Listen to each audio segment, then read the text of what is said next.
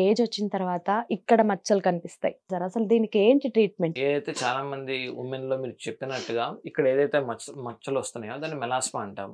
Melasma అనేది ఇక్కడ centre of ఫేస్‌లో కూడా ఎట్లైనా ఎఫెక్ట్ చేయొచ్చు. సో, ఈ మెలాస్మా అనేది మన హార్మోనల్ ఇష్యూ వల్ల ఓకే. అండ్ సన్ ఎక్స్‌పోజర్ వల్ల వచ్చే ఛాన్సెస్ ఉంటాయి. సో, దీనికి కొన్ని బ్లాక్ స్పాట్స్ పోవడానికి కొన్ని రకాల క్రీమ్స్ ఇస్తాము. అండ్ సన్ స్క్రీన్స్ ఇస్తాము. వీటితో కొంతవరకే తగ్గే అవకాశం ఉంది. ఎందుకంటే మెలాస్మా అనేది యూజువల్‌గా సూపర్ఫిషియల్ అండ్ డీప్ 2 కాంపోనెంట్స్ ఉంటాయి మెలాస్మాకి. ఓకే. వీటికి ఫర్దర్‌గా పీల్స్ గాని, లేజర్స్ గాని చేయాల్సొస్తుంది. కొంతమందికి చూసుకుంటే అవే వస్తాయి. ఒక 1 ఇయర్ అయితే అదే పోతుంది ఆ! ఆటోమేటిక్‌గా. అలా ఎలా సార్ అది? రీజన్ ఏంటంటే ఏమన్నా hormonal issues, stress levels okay. అది. ఆర్ కొంతమందిలో డై వల్ల కూడా నల్ల మచ్చలు వచ్చే అవకాశం ఉంది. అంటే మెలాస్మా కాదు, డై వల్ల నల్ల మచ్చలు కూడా వస్తాయి. ఓకే.